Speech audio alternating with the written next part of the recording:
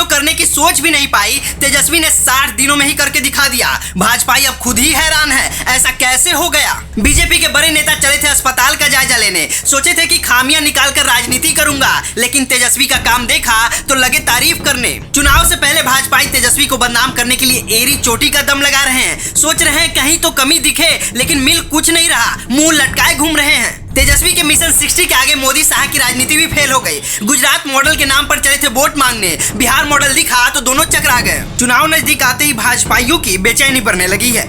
मोदी शाह से लेकर बिहार बीजेपी के नेता लगातार तेजस्वी, लालू, नीतीश पर लांछन लगाने का मौका देख रहे हैं। तभी तो अपने आका के आदेश पर बीजेपी के बड़े नेता तेजस्वी के काम की समीक्षा करने कटिहार पहुंचे थे। बीजेपी की आईटी सेल से लेकर ट्रोल आर्मी तैयार थी कि निरीक्षण के दौरान कुछ खामी मिले तो उस पर जमकर राजनीति करेंगे, लेकिन हुआ उलट। जिला स्तर के अस्पताल के निरीक्षण के दौरान पूर्व डिप्टी सीएम तारकिशोर प्रसाद को कुछ कमी ही नजर नहीं आई। सुविधा देख उनकी आंखें फटी की फटी रह गई और मन ही मन सोचने लगे कि यह तो मोदी शाह के गुजरात मॉडल से भी कई गुना बेहतर अस्पताल बन गया है। फिर भी मन को मारते हुए वो आगे बढ़े और सोच रहे थे कि कहीं न कहीं कुछ तो खामी मिले ताकि अपने आकाओं को खुश किया जा सके, लेकिन फिर भी ढूंढने पर भी कमी नहीं मिली। वहीं इसके बाद जो हुआ वो आज तक किसी ने ना सुना था, ना देखा था, न ऐसा सोचा था। दरअसल भाजपा नेता भी तेजस्वी के काम से खुश नजर आए। अस्पताल में ही लगे लालू के लाल की तारीफ करने। वो यही नहीं रुके, उन्होंने फेसबुक पोस्ट कर भी तेजस्वी के काम को सराहा है। वैसे तो पूरे बिहार को पता है कि भाजपा के कार्यकाल में बिहार में अस्पताल और स्वास्थ्य व्यवस्था की स्थिति बद से बदतर थी। उस समय के स्वास्थ्य मंत्री मंगल पांडे बस कैमरे के सामने आने को बेकरार रहते थे।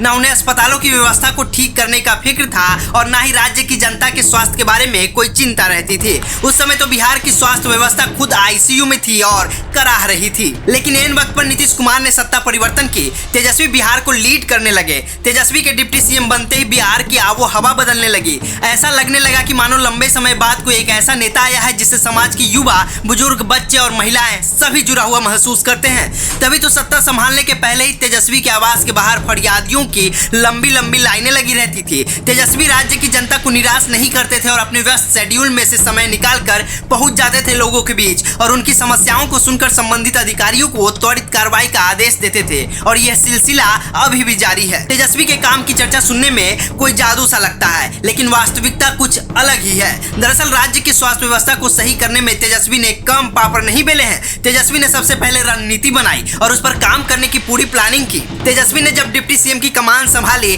तब लगातार सोशल मीडिया और न्यूज चैनलों पर अस्पताल की बदतर स्थिति का वीडियो और फोटो वायरल हो रहा था। तेजस्वी ने उसके बाद ही स्वास्थ्य विभाग के आला अधिकारियों की पटना में बैठक बुलाई। इस दौरान तेजस्वी ने कड़े लहजों में साफ साफ कह दिया था कि राज्य की जनता के स्वास्थ्य से अब कोई खिलवाड़ बर्दाश्त नहीं होगा। ऐसा कोई भी मामला सामने आता है तो संबंधित कर्मचारी और अधिकारी की नौकरी ही चली जाएगी।